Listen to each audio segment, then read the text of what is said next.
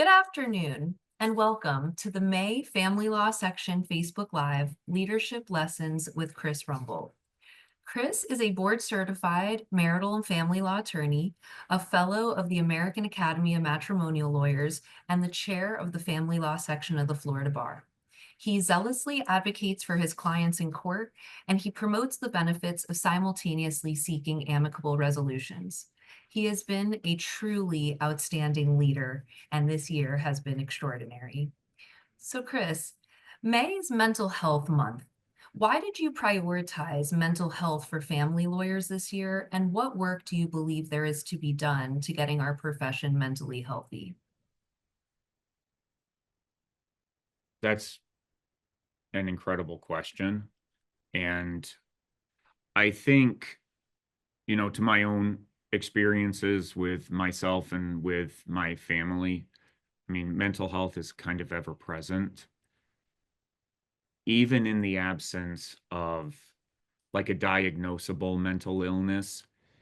There's days when it's easy to get out of bed and others when it's not. And as lawyers, we're expected to be everything to everyone all the time. And I think prioritizing mental health is prioritizing whatever it looks like, that few minutes a day that you set aside for yourself, whether that means as much as a therapeutic session with whichever professional you're working with, or a 5-minute meditation, or if you haven't got time for anything else, once or twice around the parking lot, which clears my head. It's recognizing that when we're pulled in a million directions, one of those directions has to be us to ourselves. So, Chris, you've done such an exceptional job encouraging young lawyers and lawyers to get themselves healthy. What advice do you have for family lawyers who want to get more involved in leadership in the family law section? So I love this question too. We've done these interviews before, and I'm probably going to love every question that you ask. And I'm glad that I didn't look at the questions in advance and we're doing this all off the cuff. Um, okay. So when I first started working at Gladstone and Weissman, they encouraged me to become involved in the section. And, I was lucky because Peter was a former chair. Everybody in that firm is involved in the section in some capacity, you know, and that really helped me feel confident enough to raise my hand to just go to a committee meeting and say, hey, give me some work. Um, David Manns was kind enough to encourage me initially with legislation, and that gave me my real start in section work. Um, it I think was maybe a little easier for me than other people because I had these organizations and structure helping me. But I think it's the same for anyone, even if you're a sole practitioner. You go to a committee meeting and you raise your hand, or you email me at my email address that is on the bar's website. Um, and you say, hey, I want to get involved with next year. Can you help me out? Or you call me on my cell phone, which I think everybody has. And if you don't email me, and I'll give it to you and we can have a call. It's just showing up and showing out for yourself. It's raising your hand. It's saying, I'm happy to do some work. I'm happy to contribute to the section, because the work that we do is for family lawyers and Florida's families. And I don't think that there's any more important work that we could be doing than furthering the professionals, the profession, and the public. To me, it's the most important work that there is. You've spoken about your mentors and your roots, and part of that is board certification. Why should family lawyers become board certified, and what advice do you have for those applying? Okay, so let me start with the former and go to the latter. So, what advice do I have? Try cases. That's a substantial portion of um, the requirements to become board certified. Um, as you know, through your pro bono work, you can pick up legal aid cases and get trials that way. Um, I think it's important to start thinking about the application. It looks intimidating, and it is intimidating.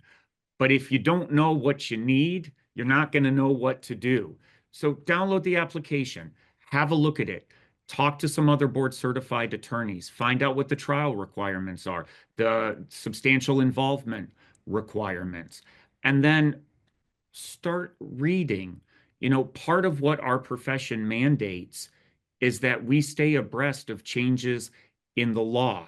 Like, if you don't have the red books, you're doing yourself a disservice. That means going to the certification review course where we talk about the benefits of board certification and why people should become board certified. If you don't have the green books that have all of the family law cases from the prior year, you're doing yourself a disservice. The information is there. Also, this year in our FAMSEG, I had Ron Kaufman, Cash Eaton, and Ruben Dupay each do a recent case per month. We expanded that section so that members of the section could have greater access to the case law and the analysis as it comes out. So it's looking at the application, knowing what's required, and then getting those trials and getting those cases and starting to fulfill those requirements. Now, why do I think people should become board certified? Um, so I'll give you my experience. I qualified for the exam and I didn't feel like I was prepared, and so I didn't take it.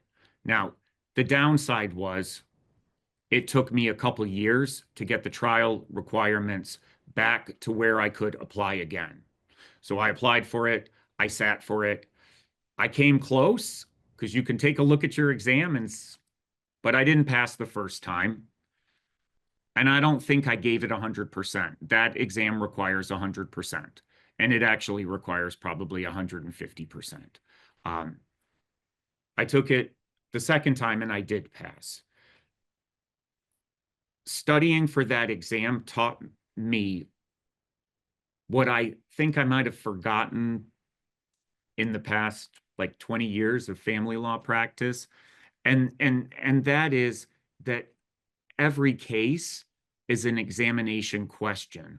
Like, I think that it permanently changed my brain for the better in the way that I read case law. Every case is a board certification essay exam. And it's a methodology of analytical thinking that I think I was doing before, but maybe not to such a degree. It also necessitates improving your practice. I felt like I went, and I mean, and I think anybody who knows me or has had cases against me, I felt like I overprepared before. It's very different now because being a board certified attorney means that you're an expert in your field. And I take that demarcation very, very seriously. Like, I want to be the best in the courtroom every time I show up. I want to be the most prepared, the most articulate, the most empathetic, the most zealous in my cross examination. I want perfection because I think that's what's required when you're a board certified attorney. I I think if you can sit for the exam, see how it goes. Um, it's going to take a lot of study. It takes a lot of time. It takes a lot of dedication. But I think the benefits of becoming board certified are worth it. Thank you, Chris, so much for this inspiring conversation. You've had such an incredible year of leadership. So, for our final question, what family law section accomplishments are you most proud of this year? Okay, so there's a few.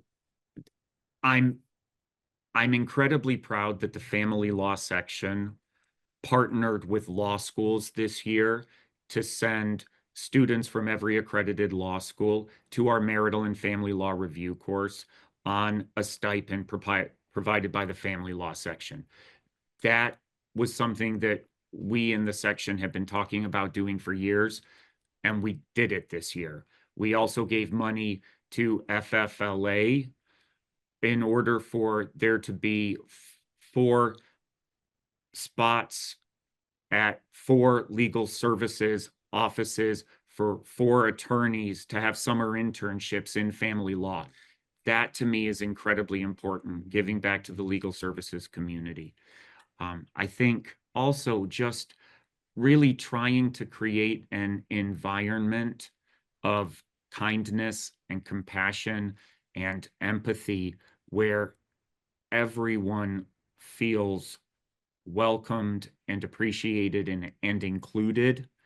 And I I think on the last comment, like if even, 1 or 2 people came to the section this year and found that it was a more welcoming place, then I think it was a successful year. I mean, I do think it was a successful year, and I do think that people felt that way. At least my hope is that I left the section in a little better place than when I got there.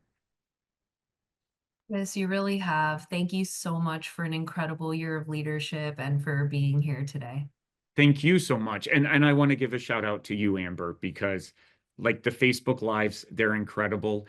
This is your thing without a whole lot of involvement from the section.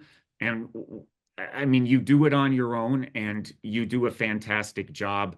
I have loved the Facebook Lives this year. I think they've been incredible. And I greatly appreciate you and your willingness to even involve me in this process.